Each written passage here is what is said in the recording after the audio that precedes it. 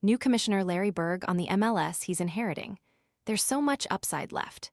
New York, when the ownership vote was finished on Monday afternoon, LAFC co-owner Bennett Rosenthal and Columbus Crew owner Jimmy Haslam sought out Larry Berg at MLS headquarters in Manhattan.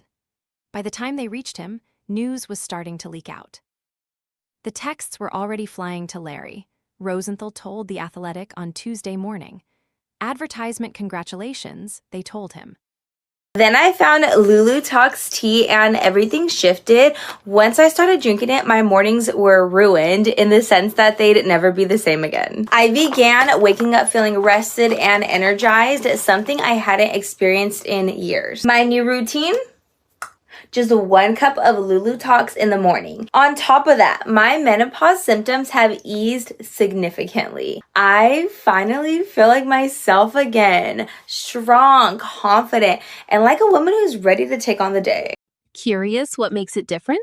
Scan the QR code now or visit grabdeal.us/8. You are the next commissioner of Major League Soccer. They escorted Berg, also an LAFC co-owner, back into the meeting room where 28 other owners were waiting. They greeted the new commissioner with a standing ovation. On Tuesday, Rosenthal and Haslam, who co-chaired the succession committee, as MLS picked just the third commissioner in its 30-year history, joked that they invited Berg out for a celebratory dinner only for him to turn it down. "I've got a lot of work to do." A former senior partner at private equity firm Apollo Global Management, Berg will transition into the role of commissioner full-time beginning on January 1, 2027. He was officially introduced to the media in a press conference on Tuesday afternoon. Don Garber, who has served the last 27 years as commissioner, will remain on as chairman through the end of his contract in 2027.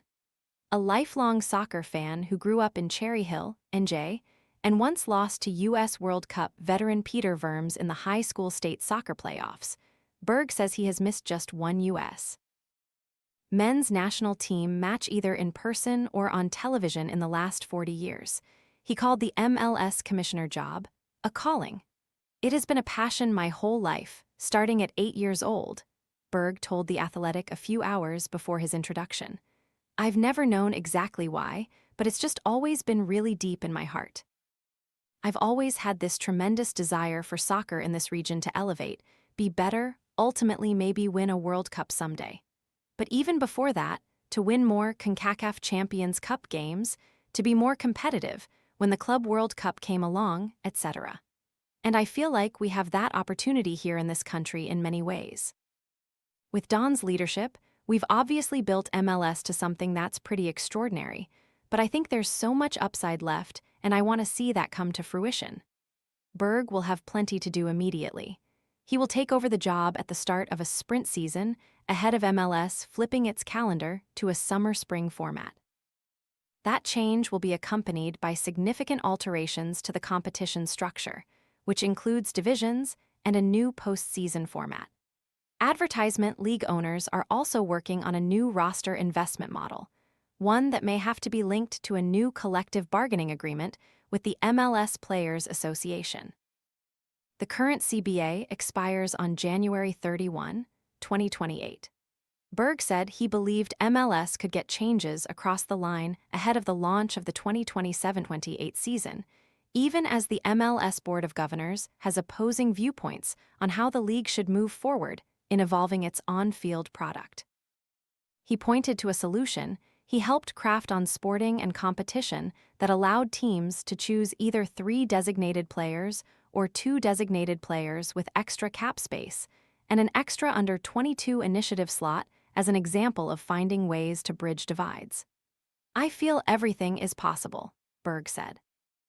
"That's one of my better skill sets, the deal-maker skills. Be creative, galvanize people, bring them in alignment. There's different owners that have different views of how to do it. Everybody wants to move forward, but they want to do it in different ways. You kind of run into these roadblocks, and then you find this unlock. And the challenge for me is to do that on a big scale, and to do it with 30 owners. And I'm looking forward to that." Berg will begin working on those problems immediately in collaboration with Garber, who said, The future of this league is in the hands of Larry Berg, and my role is to help him be successful. Berg called Garber a great mentor to me the last few years, and said he takes comfort in knowing Garber will be there through 2027 in an official role and probably unofficially for a lot longer. We'll figure out what we need to do to execute on one of the most important transitional plans in the history of the league, Garber said. If we get things done together, then we'll be successful. We have the clay. Berg said his passion for the U.S. national team has made youth development a focus of his, and that it's an important part of the long-term solutions around improving the on-field product. Advertisement, we are, every year, developing more and more emerging stars, more and more contributors to the U.S. men's national team and the Canadian national team, he said. Youth development is an incredible opportunity. We have the clay, but I think we can continue to make it so much better. More minutes for younger players, more teams, quality, at the right levels, so that's really high on my list. He pointed to the success of the World Cup and MLS's growing role with players in the tournament as important markers for owners, but also that it was yet another indicator around building the fan base. The only way to really build this league is ultimately significant fan growth leading to significant media growth, which leads then to more significant fan growth and becomes a flywheel, Berg said. The current leadership team has done well in terms of building a live game day entertainment experience, great stadiums, great crowds, great supporters culture. I think it is quite exceptional, and I've loved every minute of it at LAFC. We need to take that next step and also create great fan growth outside the stadiums. A new media deal will be a big part of that. MLS will go back to market soon, with its current deal with Apple set to expire in summer 2029. My view is it's product first, right? And if we get all that going, and especially now, it's almost like cheating, right? I have this rocket fuel that Don talked about from the World Cup. Everybody's interested in talking about it. We're at the head of the table right now. I've spent a lot of time in preparation for this process, talking to folks, including media folks, and I would say there's a lot of interest in our league. There's a lot of interest in different parts of our league. Different people like different parts of it, but I feel like that interest has gotten more intense, and we need to defeat that patch. Inside the search process for Garber's successor, the search for a new commissioner started in earnest last fall when Haslam and Rosenthal were picked to chair a committee of owners to oversee the search. The committee also included Cliff Alig, Sporting Kansas City, John Ingram, Nashville SC, Jonathan Kraft, New England Revolution, Joe Mansueto, Chicago Fire FC, and Oliver Mintzlaff, Red Bull New York. The committee hired Korn Ferry to lead the search and also contracted CAA because of its knowledge and reach in the sports ecosystem. It was truly an international search from sports, business, technology, media, Haslam said. Advertisement, that group was narrowed to 25, then reduced again to 13. Candidates were given psychometric testing and were interviewed by Haslam and Rosenthal. That group was reduced to 6 names. Those final 6 candidates then made presentations and were interviewed again over 2 days in Chicago in June, before a final 3 were selected. Those 3 were Berg, former Fox executive David Nathanson, and longtime San Francisco 49ers executive Parag Mareth. According to sources briefed on the process, the committee said it was looking for a transformational leader who could help evolve MLS into a league that was more locally, nationally, and globally relevant. Mareth dropped out of consideration, leaving just Berg and Nathanson to make final presentations on Monday ahead of the vote. In the end, Berg, who has served as co-chair of the Sporting and Competition Committee, a powerful subcommittee that oversees the on-field product, won the vote. Congratulations to Larry Berg on being named the next commissioner of MLS. Larry is an outstanding leader, and I wish him every success as he guides the league through its next chapter, Nathanson wrote from his X account on Tuesday. Larry's a very capable executive, Haslam said.